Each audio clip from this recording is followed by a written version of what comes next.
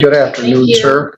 Are you Kirk Edwin Jensen? Yes, I have documents in here that I just filed with the clerk, and I need to submit them here.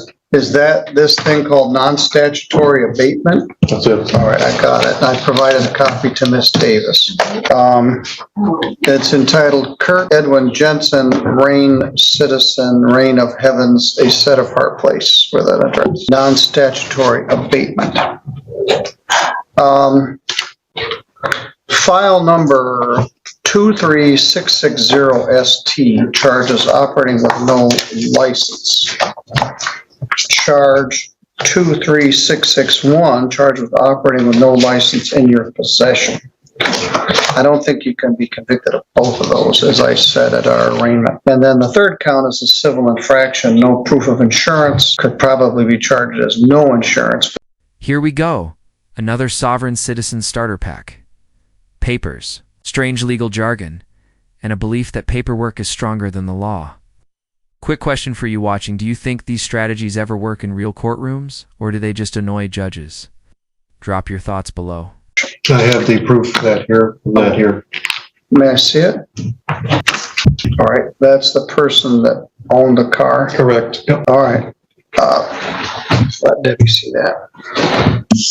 All right, we had kind of a chase our tails around at the time of the arraignment. You are, what do you wish to be, a Reign citizen? I have a social compact and a body politic, which gives the authority for the credentials that I had when I had given them to Mr. Brooks at the time. And the officer that wrote the ticket. Right. You had said that you were going to try to get those from him and see them for yourself. Yeah, I don't know whether Miss Davis got that or not. We did get additional information from the agency in Detroit regarding passports, and they confirmed that they are fraudulent. So if this doesn't get resolved today with the plea as charged to these misdemeanors, then... And here's the bombshell. The judge lays it out plain. Refused to cooperate, and this whole traffic ticket show escalates to felony charges. Fraudulent passports? That's not a quirky paperwork trick. It's federal crime territory. To have felony charges. All right, fair enough. People call themselves different things. The common vernacular term had become sovereign citizen. And I do not claim that in any way, shape, or form. All right. I rebut that. I completely rebut that statement. All right. Well, I tried to think of a term for it. Well, just a minute. Okay. Let me get my thoughts together here.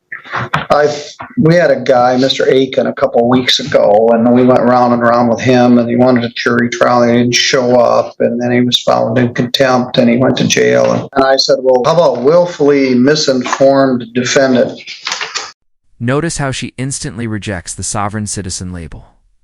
Classic move. They don't want the name, but they recycle the same script. The judge even admits he's running out of words for this nonsense. Imagine dealing with this week after week. Or willfully ignorant defendant. And then I was laying in bed between then and now, and I thought, follow me here, Mimsy or the Borough Grove. It's like, what the heck does that mean? It's from the poem Jabberwocky by Lewis Carroll. It was written in the 1800s. It's a nonsense poem that doesn't mean anything. And more importantly, there was a science fiction story written maybe during the war called Mimsy Were the Borough Groves. It's a very interesting story about some toys that were sent from the future back to here. It's pretty relevant right now. Did you catch that? The judge literally coins a word from a nonsense poem, Barav. That's how absurd these filings are. When judges start quoting Lewis Carroll, patience is running thin. The third line is Mimsy were the Borough Groves. And what is a Borough Grove? It doesn't make any sense. So my term for these people that come in with this kind of nonsensical jabberwocky is going to be Borough. So this is Borough Grove. It doesn't mean anything, and neither do your pleadings. This non-statutory abatement and all this stuff about self-claimed contracts and Exhibit B and C has no lawful effect. So the question I have here is, do you wish to have a trial on these matters, or do you wish to enter a plea to this? So does the body politic and social compact, is that being disregarded? Correct. Okay, then I'll go with the trial. And here's the turning point. What started like a comedy of errors is now a legal cliffhanger. Will she double down on nonsense and risk prison time? Or will reality finally set in? Have an attorney to assist you? No. All right. You sow the wind and reap the whirlwind. The prosecutor's going to charge you with some sort of felony charge. What charge did you have in mind, Ms. Davis? I believe that Prosecutor Marvin looked it up and it was fraudulent documentation, basically manufacturing fraudulent passport and a fraudulent license. We talked about Conch Republic passports. Whatever you had, and this false passport and some claim that somehow you had an international driver's license. You have to have a driver's license from somewhere to have an international driver's license, and this isn't it?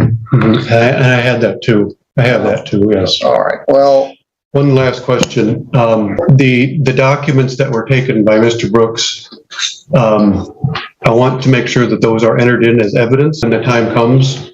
do you have those, Deborah? I do not have physical possession of them. As all evidence, it's held by the Sheriff's Department in the evidence lockers. So certainly we would introduce those as exhibits. All right. Well, you're always polite enough, but I stand this. firm. Well, this. It's the problem with this is. This is insidiously dangerous. People decide on their own that the rules don't apply to them. And even though they're polite and respectful, you're yanking my chain, and this is a waste of our court's time and Miss Davis's time. I intend to prove that All these right. things are. This speech should be framed in law schools. The judge cuts through the polite tone and nails the danger. If everyone decided the rules didn't apply, society would collapse. Question 4. Should judges be harsher on these filings, or is this combat firm schooling the better approach? But they aren't. This stuff is meaningless. And if everybody decided like you that they don't need a driver's license, and they don't participate in our social contract, and they wish to use our public roadways and our streetlights and our court system, but hey, it doesn't apply to me, things would break down. The rule of law would cease to exist. So polite, but it's insidious and it's dangerous.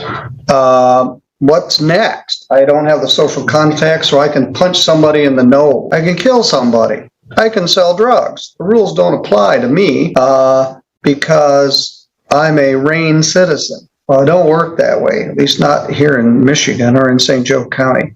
Same rules apply to you that apply to everybody. I'm going to get charged with a felony document fraud case. So I'm going to set this for, do you want a bench trial or a jury trial? Jury. Yeah, the same thing. It's hypocritical. The rules don't apply to you, but you don't mind bringing in 30 of your citizens to come in and It's hear going to be this just stuff. me. It's just going to be just me. I'm going to set for a jury trial. Your Honor, if we amend it, obviously. I understand. I just want a target date Sure. for August 16.